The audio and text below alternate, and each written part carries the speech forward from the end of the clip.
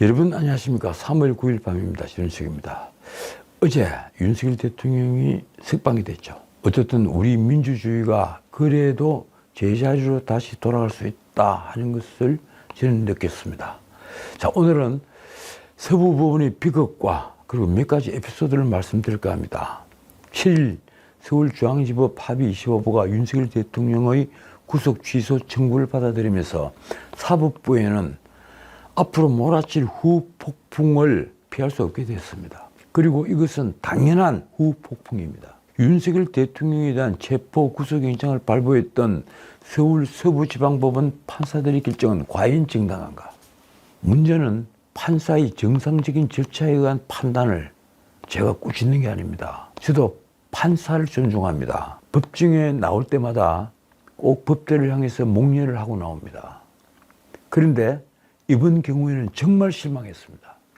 이번 영장 청구가 7일 서울중앙지법 판단에서 본 바처럼 명백하게 내란죄 수사권이 없는 공수처가 내란죄 우두머리 혐의로 청구를 한 것이기 때문입니다. 서부지방법원은 삼척 동자도 알 수 있는 공수처의 내란죄 수사권이 없다는 사실을 눈감고 공수처의 수사권을 인정해서 체포영장만 2차례나 발부했습니다.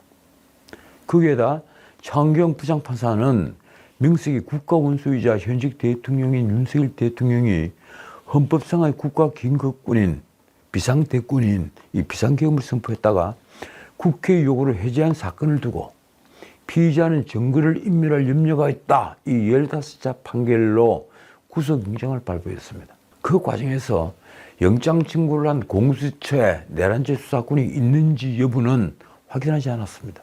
판사 3명이 모두 확인하지 않았습니다. 직권남용의 관련 범죄라면 왜 재직 중인 대통령이 직권남용을 수사했는지, 그리고 직권남용의 무엇을 수사하다가 내란죄 단서를 발견했는지 어느 판사도 영장실질심사 때 혹은 체포영장 심사 때 따지지 않았습니다. 그런 체포영장 그리고 구속영장의 발부를 두고 서울중앙지법은 영장 청구와 집행을 포함해서 수사 과정 전반에 문제가 있었다고 판단을 한 겁니다. 그것도 체포 적부심은 기각이 됐고 이번에 구속 취소 사건에서 합의 25부가 비로소 판단을 해준 겁니다. 그렇지 않아도 공수처가 법에 명시된 서울중앙지법을 피해 서부지방법원에 영장을 청구한 걸 두고 영장을 쉽게 받아들이고 법원과 판사를 골랐다는 이른바 영장 쇼핑이 아니냐 하는 의혹이 벌어지던 참입니다. 돌이켜보면 공수처장 오동훈은 국회 법사위에 나와 윤 대통령 신병 확보에 최선을 다하겠다고 다짐을 했습니다. 비상계엄 직후에 그랬죠.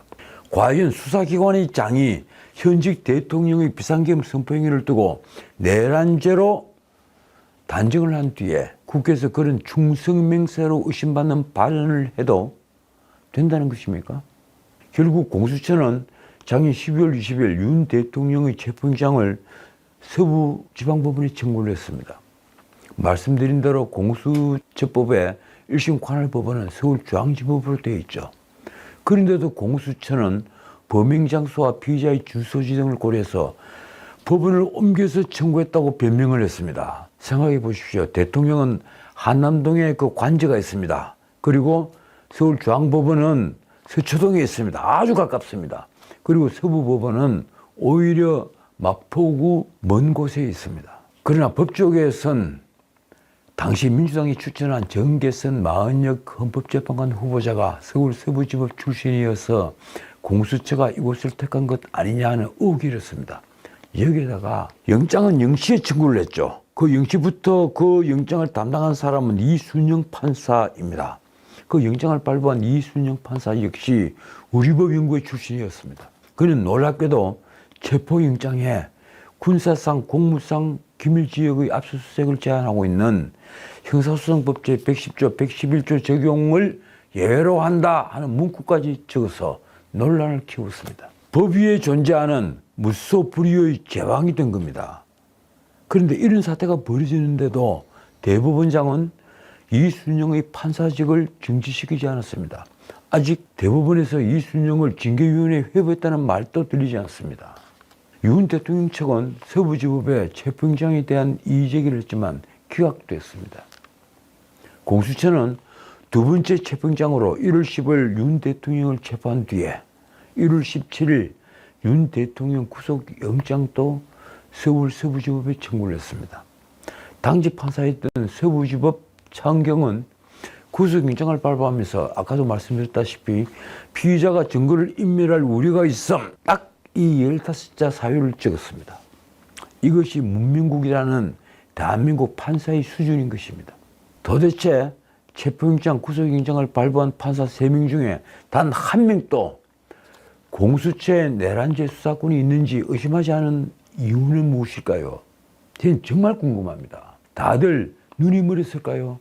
아니면 귀가 막혔을까요? 저는 정말 궁금합니다. 결국 공수처가 최근 윤 대통령 관련 수사에서 압수수색영장, 통신영장을 서울중앙지법에 청구를 했다가 기각된 사실이 뒤늦게 드러났습니다. 내란죄 기소로 인해 수사 기록이 공개되면서 밝혀진 겁니다. 그 결과 공수처는 서울 서부지법에 윤 대통령 영장을 청구하며 기각된 영장 내역을 감췄다는 의혹도 받고 있습니다. 이런 공수처의 영장 쇼핑 의혹에 대해 검찰은 지금 수사를 벌이고 있습니다. 서울중앙지검 형사일부는 지난 5일 주진우 국민의힘 의원의 윤 대통령에 대한 영장 청구 관련 질의에 누가 답변서를 작성했는지 특정을 해달라는 내용의 공문을 공수처에 보낸 것으로 알려졌습니다. 과연 그것이 오동근이 말한 대로 외부에서 온 법을 전혀 모르는 문외한 파견 공무원이 작성을 해서 위에 길제도 받지 않고 임의로 보낸 것인지 그것이 궁금한 것입니다. 저도 궁금합니다. 검찰은 2월 28일에는 공수처를 압수수색해서 윤 대통령과 관련한 영장 청구 내역 등을 확보했습니다. 자, 두 번째, 오늘 일요일 에피소드를 좀 전하겠습니다. 김동연 경기도지사 관련 뉴스입니다. 김동연도 이재명과 똑같이 윤석열이 비상계엄 선포를 내란죄라고 말합니다. 그런데다가 김동연은 적정 절차의 중요성을 전혀 이해하지 못합니다. 이분 제가 알기로는 행시 출신인데, 행정고시 출신인데 적정 절차에 대해서 적어도 장관 반열에 있었고 지금도 도지사 자리에 있다면 어느 정도 공부는 했을 텐데 말입니다. 다시 묻겠습니다. 어찌 이런 분이 장관 반열에 있었고 지금은 도지사의 자리에 있는가요? CBS 노컷뉴스 보도 내용이 이렇습니다.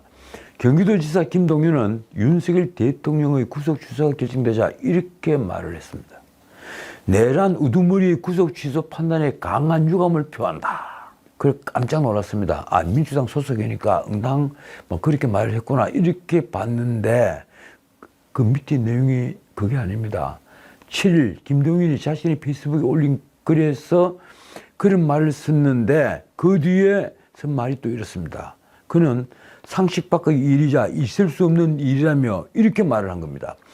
절차상의 엄정함을 내세우면서 내란이라는 범죄의 중대성을 강조한 것은 아니냐. 이게 무슨 말일까요? 제가 정말 놀란 것은 바로 이 부분입니다.